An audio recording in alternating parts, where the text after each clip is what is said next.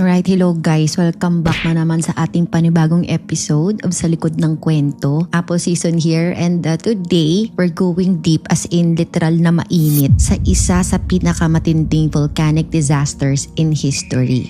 Isipin niyo to. Isang city na tinatawag noon na the Paris of the Caribbean. Paano ba nila sabihin? Paris. So elegant, social, thriving sa trade, culture, and art. Pero in just a few minutes, boom, totally wiped out. Walang natira. So this is the haunting story of the 1902 eruption of Mount Pelée, a tragedy that turned a paradise island into an inferno and gave birth to one of the most feared words in volcanology, Nueve Ardente, aka yung glowing cloud of death. Okay, so rewind muna tayo mga mino. Early 1900s, no? We are in Martinique, a small French colony sa Caribbean. May isang bustling port city called Saint-Pierre, kilala as the Paris of the West Indies. So imagine niyo to, no? Lively yung streets, yung mga tao naka-elegant dresses, may theaters, cafes, and fancy trams. So, it was basically like a tropical Europe. Parang BGC meets old friends vibes. Ganun ang atake. And towering above this paradise ay si Mount Pelée. Isang active volcano. Pero tahimik siya for decades. Now, locals got used to it like, yan si Pelée. Lagi namang nag-aamoy sulfur pero hindi naman sumasabog. Spoiler alert, wrong assumption. Now, fast forward to April 1902. Yung island starts acting weird. Bakit? Kasi may mga small earthquakes tapos yung hangin nag-aamoy asupre or sulfur and the mountain began puffing smoke. Ito pa, yung mga animals, nagpapanik sila. Even snakes were slithering down the slopes, which by the way is a bad sign ha. Pero yung government, chill lang sila. They said na, Huwag kayo mag-alala, minor eruption lang yan. Bakit kamo? Kasi may election daw. What? Correct. Yung governor didn't want to cause panic and mess up voter turnout. So kahit may mga small explosions na, he literally told people to stay in Saint-Pierre. And guess what? The people listened. After all, sino ba naman yung mag-aakalang ilang araw na lang pala, the entire city will be erased. Okay mga mi, ito na yung part na kumapit na kayo kasi this gets dark real fast. So it was Thursday morning, May 8, 1902. Saint-Pierre was just starting the day. People going to work, kids preparing for church. And then at around 8:02 a.m., Mount Pelée exploded.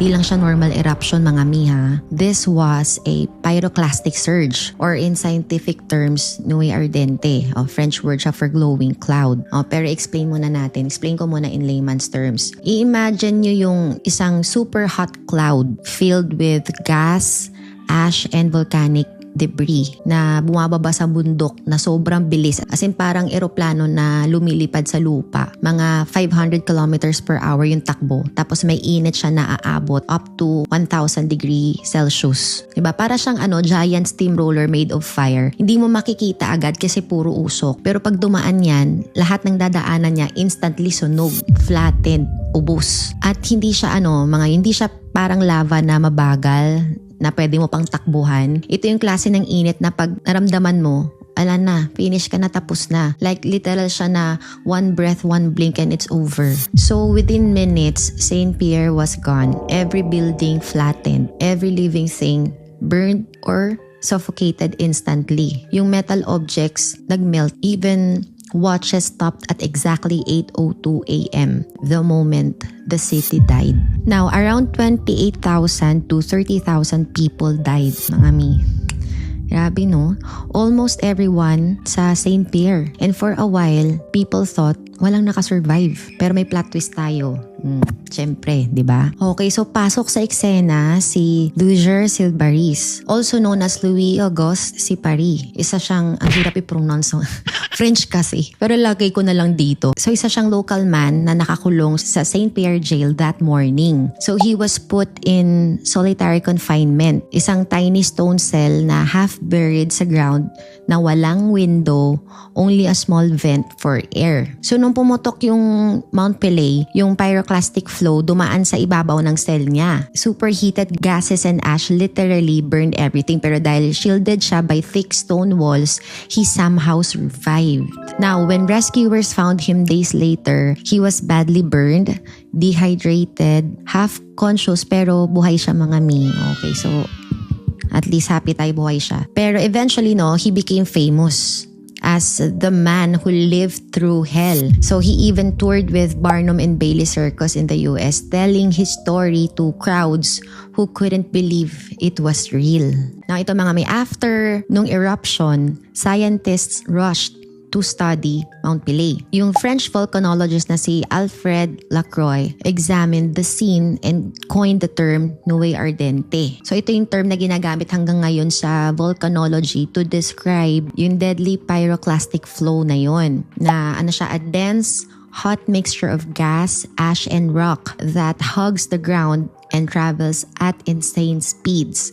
So sabi nga ng mga scientists today, yung 1902 Pelée eruption was the defining event that made them understand na hindi lang lava yung nakakamatay sa volcano. It's the superheated gases na mas mabilis at mas lethal. So ito yung recent studies, like yung one published sa Frontiers in Earth Science in 2020. Gumamit sila ng computer models to recreate the eruption. Tapos, they found na yung flow's velocity, temperature, and path match the devastation pattern perfectly. So, ang bilis, ang init, tapos yung sakop, walang kahit anong chance yung St. Pierre. So for years mga mino, yung Mount Pelée stayed active. Yung eruptions continued until 1905, forming a giant lava spine at the center. So parang malaking bato na umusli palabas, a natural plug sa bibig ng volcano. So St. Pierre, once a vibrant city, was reduced to ruins, parang war zone. And then France eventually rebuilt parts of it, pero yung trauma stayed for generations. Ngayon, yung Mount Pelée is quiet but not dead. In fact, mga may sa recent studies ng Smithsonian Global Volcanism Program, minonitor nila yung Pelée closely kasi may bagong seismic activity detected noong 2020. So meaning, may possible future eruptions. So yes, she's sleeping but she's still dangerous. So ano nga ba yung moralization ng mundo dito? Ito mga number 1, never underestimate early signs. Kasi 'di ba, volcanoes don't explode without warning. Pero kung di natin papansinin,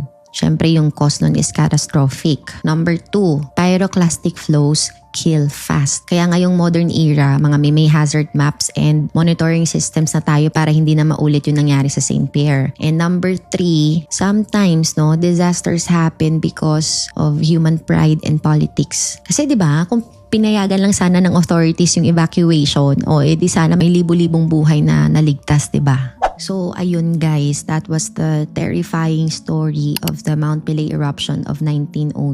A paradise city turned to ashes in less than 10 minutes. Reminder to mga mina, kahit gaano kaganda, kapag si nature na nag-decide, wala ka talagang laban. As always, drop your thoughts in the comments, and if may iba ka pang story suggestions, crime, mystery, o kahit historical scandal, comment mo o i-DM mo lang sa akin. Malay mo yan na yung next Dark Chika natin. Real stories, twisted endings, Dark Chika. This is Sa Likod ng Kwento with me, Apple Season, and as always, don't forget to like, follow, share, and save. And I hope to see you in the next one. Stay safe, stay curious. Bye.